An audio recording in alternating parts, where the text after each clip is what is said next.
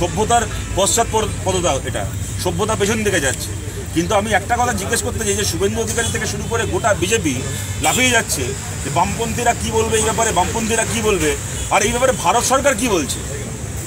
একটা প্রতিবেশী দেশে এরকম ঘটনা ঘটে যাচ্ছে যে দেশের মুক্তিযুদ্ধে ভারত সরকার ছিল বলে সেই দেশটা স্বাধীন হয়েছিল, যে দেশে বারবার করে ভারতের বন্ধু ভূমিকা পালন করেছেন বলে শেখ হাসিনাকে তার দেশের মধ্যেও অনেক সময় শেখ হাসিনার অগণতান্ত্রিক কাজকর্মের সমালোচনা বাংলাদেশেও হয়েছে, বিভিন্ন দেশে হয়েছে, আমরাও করেছি।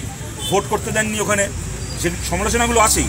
কিন্তু শেখ হাসিনা ভারতের পক্ষে বিভিন্ন সময় ভারতের বন্ধু হিসেবে নিজেকে দেখিয়েছেন বলে ওখানে যে তার ওপর যে মৌলবাদীদের আক্রমণ হচ্ছে, আজকে হামলা হচ্ছে, ওখানকার সংখ্যালঘু হিন্দু মানুষের ওপর যে হামলা হচ্ছে, এই নিয়ে ভারত সরকারের স্ট্যান্ডটা কি? আজকে অগাস্ট মাস থেকে শুরু করে আজকে নভেম্বর মাস শেষ হয়ে গেল, 30শে নভেম্বর, আজকে পর্যন্ত বাংলাদেশে যে সরকার এসছে তাকে কি ভারত সরকার, মোদী সরকার আইডেন্টিফাই করছে, রেকগনাইজ করছে কি করছে না? ভারতের একজন ডাক্তারকে দেখলাম বাংলার বলছেন আমি বাংলাদেশের নাগরিকদের চিকিৎসা করব না, একটি প্রাইভেট হাসপাতাল বলছে আমরা বাংলাদেশের নাগরিকদের চিকিৎসা করব না। কিন্তু বাংলাদেশের নাগরিকদেরকে ভিসা দেওয়ার ক্ষেত্রে, মেডিকেল ভিসা দেওয়ার ক্ষেত্রে ভারতের সরকারের অবস্থানটা কি? ভারতের সরকার মুখ খুলছে কিছু, তাই নিয়ে ও এমন ভাব দেখাচ্ছে শুভেন্দু অধিকারী যেন সিপিএম দেশ চালাচ্ছে। আরে ভাই, তোর সরকারকে তুই জিজ্ঞেস কর তোর সরকারের অবস্থানটা কি? বাংলাদেশের সরকারের সাথে কথা বলুক, ওখানে এই ধরনের দমনপীড়ন কেন হচ্ছে? কেননা বাংলাদেশে কোনো এরকম ঘটনা ঘটলে তার প্রভাব সবচেয়ে বেশি যে রাজ্যের উপর এসে পড়ে তা হচ্ছে পশ্চিমবাংলা, তারপরে আসাম আছে, ত্রিপুরা আছে, সেগুলো বিজেপি শাসিত রাজ্য, সেখানে তার একটা প্রভাব এসে পড়ে। এবং খালি প্রভাব আসার প্রশ্ন না, এই ধরনের ঘটনা ঘটাটা যে কোনো দেশেই এটা অপরাধ।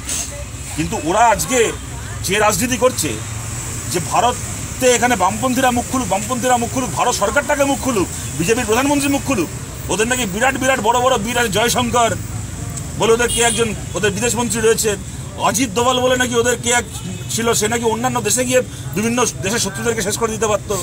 বিজেপির লোকেরা ফেসবুকে লেখে, ক্যানাডা থেকে শুরু করে আমেরিকা পর্যন্ত ভারতের শত্রুদেরকে নাকি অজিত দোভাল লুকিয়ে লুকিয়ে গিয়ে মেরে চলে আসতে পারে, এরকম সব বড় বড় হনু আছে ওদের। তাদের ভূমিকাটা কি? তাদের বক্তব্যটা কি? তারা মুখটা খুলুক। নাকি বিজেপির সরকার কোনো অবস্থান নিচ্ছে না, ওদের এই নিরাপদাকে আড়াল করার জন্যই শুভেন্দু অধিকারী এখানে বেশি লাফাচ্ছে, যাতে ওর নাশনকদন দেখে মোদী অমিত শাহর দিকে আমাদের নজর না যায়। আপনি কি মনে করছেন যে বিরোধী দলনেতা শুভেন্দু অধিকারী তিনি যে বক্তব্যগুলো সাম্প্রতিককালে সোশ্যাল মিডিয়াতে বা প্রাইম মিডিয়াতে দিচ্ছেন, তা সংবাদপত্রে বেরোচ্ছে, তাতে আন্তর্জাতিক সম্পর্ক বাংলাদেশ এবং ভারতের মধ্যে নষ্ট হতে চলেছে? আমার আমি একদমই মনে করছি না, কারণ শুভেন্দু অধিকারীকে ওর নিজের পার্টির লোক পাত্তা দেয় না, ওকে আবার বাংলাদেশের কে পাত্তা দেবে? একেবারে ও এখানে এসে বলে যায় আমার এই চাই। 2022 সালের হচ্ছে ডিসেম্বর মাসে বলেছিল, তিনটে ডেট মনে রাখবেন, 12ই ডিসেম্বর, 14ই ডিসেম্বর, 21শে ডিসেম্বর। 2022-এর ডিসেম্বর গেল, 23-এর ডিসেম্বর গেল, এই কালকে থেকে 2024-এর ডিসেম্বর শুরু হচ্ছে।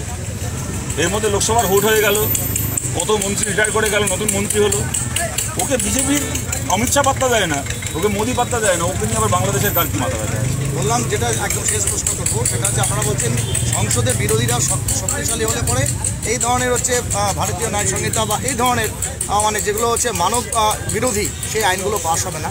তো এই যে সেক্ষেত্রে ইন্ডিয়া জোট, সেক্ষেত্রে বামপন্থীদের চিন্তাভাবনাটা আবার তো 26-এর বিধানসভা নির্বাচন, সেদিক দিয়ে আপনার আপনাদের ভাবনা চিন্তা আমরা যেটা যখন লড়াই করবো, চেষ্টা করবো, এবং আমরা চাইবো যে তৃণমূল এবং বিজেপি ছাড়া সমস্ত দলকে সঙ্গে নিয়ে একসঙ্গে লড়াই করে যেতে। আমরা জানি কাজটা খুব কঠিন। আজকের পরিস্থিতিতে দাঁড়িয়ে আমি নিশ্চিত করে বলতে পারি না তৃণমূলের আজকে এতগুলো এমএলএ, আমাদের একজনও এমএলএ নেই।